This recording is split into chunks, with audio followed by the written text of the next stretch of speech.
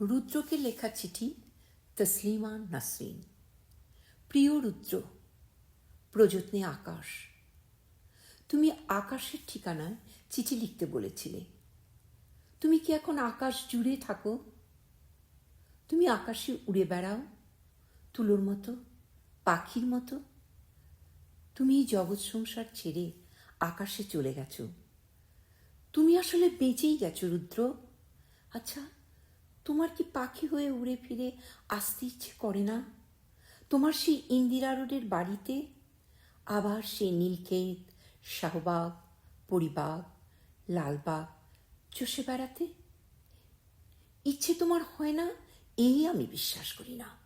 ইচ্ছে ঠিকই হয়, পারো না। অথচ একসময় যা ইচ্ছে হতো তোমার তাই করতে। ইচ্ছে যদি হতো সারা রাত না ঘুমিয়ে গল্প করতে করতে। ইচ্ছে যদি হতো সারা দিন পথে পথে হাঁটতে হাঁটতে। কে তোমাকে বাধা দিত? জীবন তোমার হাতের মুঠোয় ছিল। এই জীবন নিয়ে যেমন ইচ্ছে খেলেছ। আমার ভেবে অবাক লাগে, জীবন এখন তোমার হাতের মুঠোয় নেই। ওরা তোমাকে ট্রাকে উঠে মিঠেখালি রেখে এলো। তুমি প্রতিবাদ করতে পারোনি। আচ্ছা, তোমার লালবাগের সেই প্রেমিকাটির খবর কি? দীর্ঘ বছর প্রেম করেছিলে তোমার যে নেলি খালার সাথে। তার উদ্দেশ্যে তোমার তিস্তা তিস্তা প্রেমের কবিতা দেখে আমি কি ভীষণ কেঁদেছিলাম একদিন। তুমি আর কারোর সঙ্গে প্রেম করছো, এ আমার সইত না। কি অবুঝ বালিকা ছিলাম। তাই কি যেন আমাকেই তোমার ভালোবাসতে হবে, যেন আমরা দুজন জন্মেছি দুজনের জন্য। যেদিন ট্রাকে করে তোমাকে নিয়ে গেল গাড়ি থেকে, আমার খুব দমবন্ধ লাগছিল। ঢাকা শহরটিতে এত ফাঁকা আর কখনো লাগেনি। বুকের মধ্যে আমার এত হাহাকারও আর কখনো জমেনি। আমি ঢাকা ছেড়ে সেদিন চলে গিয়েছিলাম ময়মনসিংহে। আমার ঘরে তোমার বাক্সভর্তি চিঠিগুলো হাতে নিয়ে জন্মের কান্না কেঁদেছিলাম। আমাদের বিচ্ছেদ ছিল 4 বছরের। এত বছর পরও তুমি কি গভীর করে বুকের মধ্যে রয়ে গিয়েছিলে, সেদিন আমি টের পেয়েছি। আমার বড় হাসি পায় দেখে এখন তোমার শয়ে শয়ে বন্ধু বেরোচ্ছে। তারা তখন কোথায় ছিল যখন পয়সার অভাবে তুমি একটা সিঙ্গারা খেয়ে দুপুর কাটিয়েছ? আমি না হয় তোমার বন্ধু নই, তোমাকে ছেড়ে চলে এসেছিলাম বলে।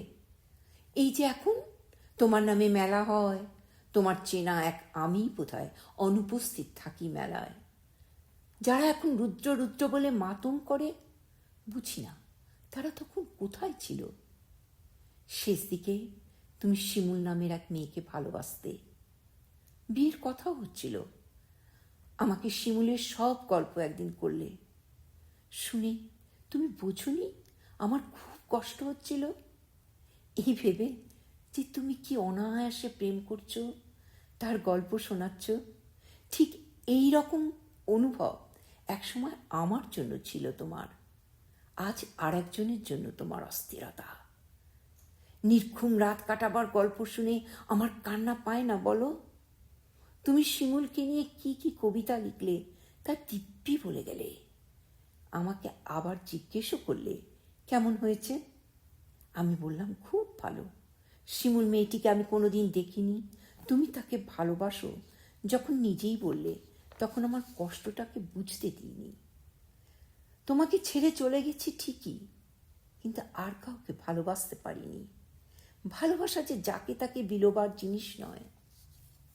আকাশের সঙ্গে কত কথা হয় রোজ, কষ্টের কথা, সুখের কথা। একদিন আকাশ পড়া জ্যোৎস্নায় গা ভেসে যাচ্ছিল আমাদের। তুমি 2-4টি কষ্টের কথা বলে নিজের লেখা একটা গান শুনিয়েছিলে। ভালো আছি, ভালো থেকো, আকাশের ঠিকানায় চিঠি দিও। মংলায় বসে গানটি লিখেছিলে। মনে মনে তুমি কার চিঠি চেয়েছিলে? আমার, নেলি খালার, শিমুলের? অনেক দিন ইচ্ছে তোমাকে একটা চিঠি লিখি। একটা সময় ছিল তোমাকে প্রতিদিন চিঠি লিখতাম, তুমিও লিখতে প্রতিদিন। সেবার আরমানিটোলার বাড়িতে বসে দিলে আকাশের ঠিকানা। তুমি পাবে তো এই চিঠি? জীবন এবং জগতের তৃষ্ণা তো মানুষের কখনো মেটে না, তবু মানুষের বাঁচে কদিন বলো? দিন তো ফুরোয়, আমারও কি দিন ফুরোচ্ছে না? তুমি ভালো থেকো, আমি ভালো নেই।